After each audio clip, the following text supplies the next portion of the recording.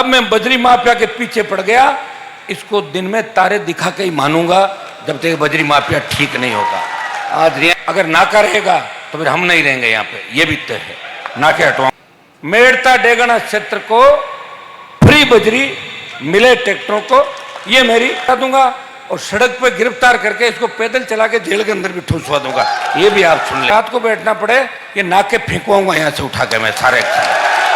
और ऊपर रहना है जिन्होंने राष्ट्रीय लोकतांत्रिक पार्टी के नए पौधे को सींचा, और अब वो दिन दूर नहीं जब ये पौधा वट वृक्ष बनेगा।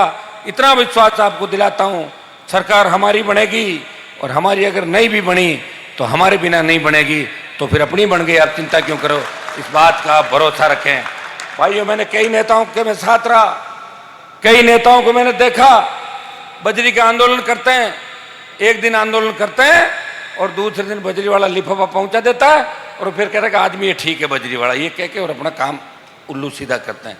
लेकिन मैं आपको विश्वास दिलाता हूं, अब मैं बजरी माफिया के पीछे पड़ गया, इसको दिन में तारे दिखा के ही मानूंगा जब तक बजरी माफिया ठीक नहीं होगा। आज रिया क्षेत्र के अंदर हमारी प्रमुख मांगे कि 5 लाख से ज्यादा जो इसने अवैध रूप से, अगर आप स्टॉक इकट्ठा करोगे तो लैंड कन्वर्ट होनी चाहिए। कृषि के अंदर जहां कार्य अपन कर रहे हैं उस खेतों में स्टॉक इकट्ठा नहीं कर सकते, इसने तो कृषि के खेतों में इकट्ठा कर लिया। तो सबसे बड़ा अपराध बजरी माफिया का कि इसने बजरी को कहां इकट्ठा किया। नदी को खोदना चाहिए, शायद 1-2 मीटर कितनी है इसकी खोदने की, और खोद दिया 15 मीटर 20 मीटर, और कई जगह तो पानी निकल गया राजस्थान के अंदर। ये तो रिया का जो ठेका है, ये तो बजरी माफिया के नाम है। ऐसे 82 ठेके हैं राजस्थान के अंदर इसके पास, जो किसी भांजे के, भतीजे के, किसी दूसरे परिवारों के, उन लोगों के, और सारे नेता इसकी जेब के अंदर नजर आते हैं। एक है रॉयल्टी। अरे भाई, रॉयल्टी तो होती है जब अपना रॉयल्टी का कोई ठेका होता है, जब इसकी लीज है बजरी की, ये रॉयल्टी किस बात की लेता है? ये ट्रैक्टरों को टोकन कैसे दे सकता है मुझे बताओ? टोकन का तो सिस्टम ही नहीं इस मामले के अंदर। कितने ट्रैक्टर तमाम उन ट्रैक्टरों के और जिन जिन लोगों के खेतों से इसने बजरी खोदी है, उन सबसे हम मामले भी इकट्ठे करें, मुकदमे दर्ज कराएंगे। इसके खिलाफ सैकड़ों मुकदमे बजरी माफिया के खिलाफ दर्ज कराएंगे, जो गुंडागर्दी इसने रिया क्षेत्र के अंदर करी है। मेरी मांग ये भी रहेगी, हर जगह पर चीज देखते हैं कि जिस इलाके के अंदर खनिज संपदा निकलती है उस इलाके को फ्री हैंड किया जाता है। मेड़ता डेगना क्षेत्र को फ्री बजरी मिले ट्रैक्टरों को, ये मेरी मांग रहेगी।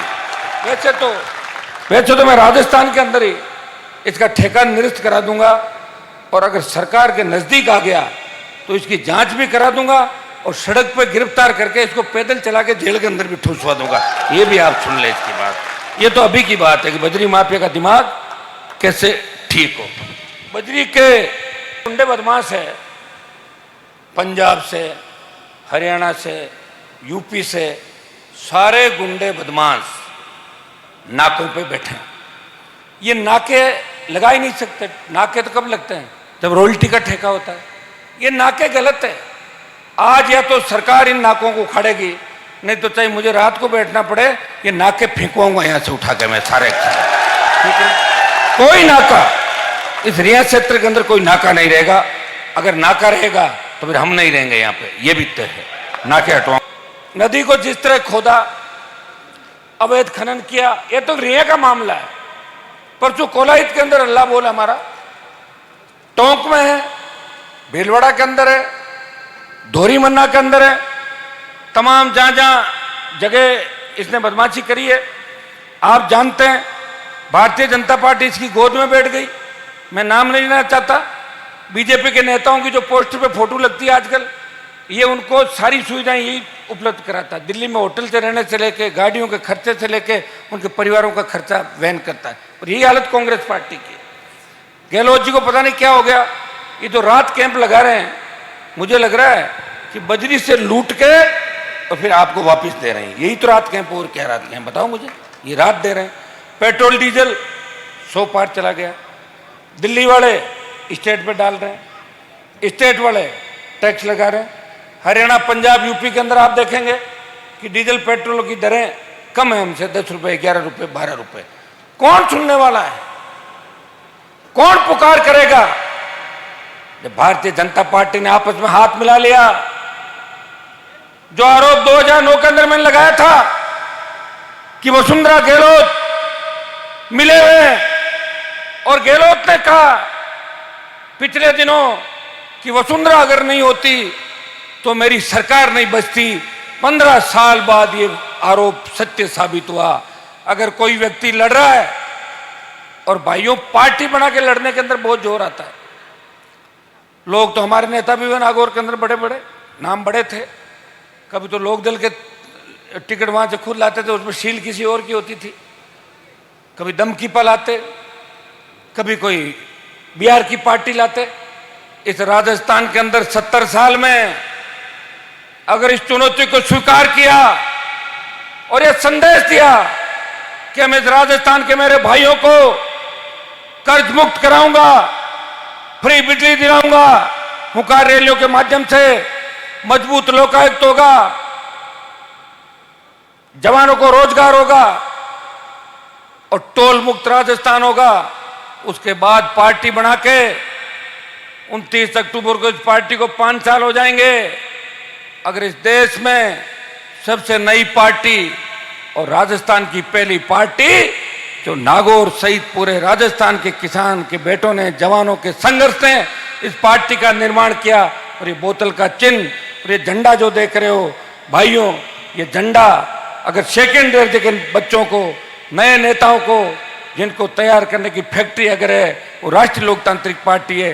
ये पार्टी बना के अगर आपको दी किसी ने, तो आपके भाई ने पार्टी बना के दी है। मैंने पार्टियां बदलने का काम नहीं किया।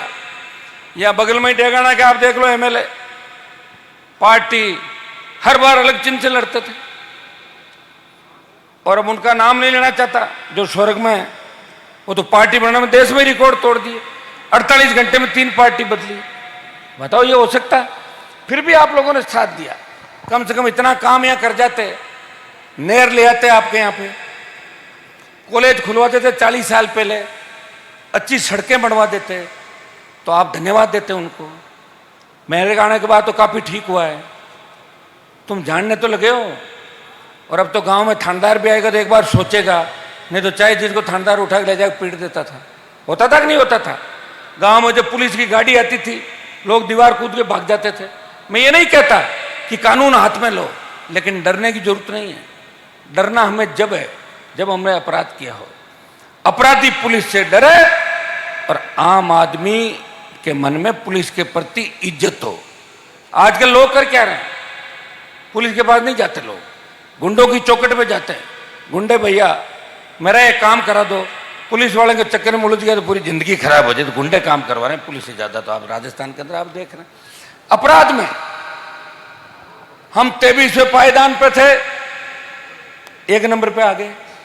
जिस तरह दुष्कर्म की घटनाएं हो रही राजस्थान के अंदर, चाहे दलित थानागाजी का दलित युद्ध का ऑडियो वीडियो था, या दूसरी घटनाएं राजस्थान के अंदर हुई, हमारी बहन बेटियां सुरक्षित नहीं, जवान बेरोजगार से तंग आके आत्महत्या कर रहा है, कर्जे के बोझ के तले किसान फांसी के फंदे को चूम रहा है।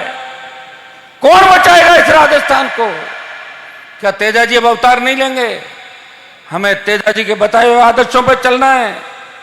हमें उन लोक देवताओं को याद करना है कि हजारों साल पहले उन्होंने समाज को, धर्म को बचाने के लिए अपने प्राण न्यौछावर किए, कुर्बानी दी। मैं इतना ही विश्वास आपको दिलाता हूं कि हनुमान बेनीवाल इस राजस्थान की किसान कौम को कभी धोखा नहीं देगा।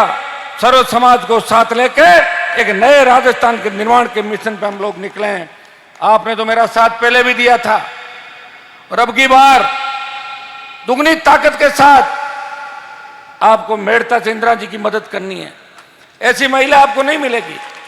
मुझे याद है वो दिन जब गहलोत और अमित शाह पार्टियां तोड़ रहे थे राजस्थान के अंदर, जब गहलोत की सरकार गिर रही थी, बीटीपी टूट गई, लोकदल टूट गया, बसपा हाथी समेत कांग्रेस में चली गई और आपका दूसरे जो दल थे कम्युनिस्ट वो भी कांग्रेस में चले गए। उस समय प्रदेश की एक ही पार्टी थी, राष्ट्रीय लोकतांत्रिक पार्टी, जिसके विधायक बाड़ेबंदी में नहीं थे।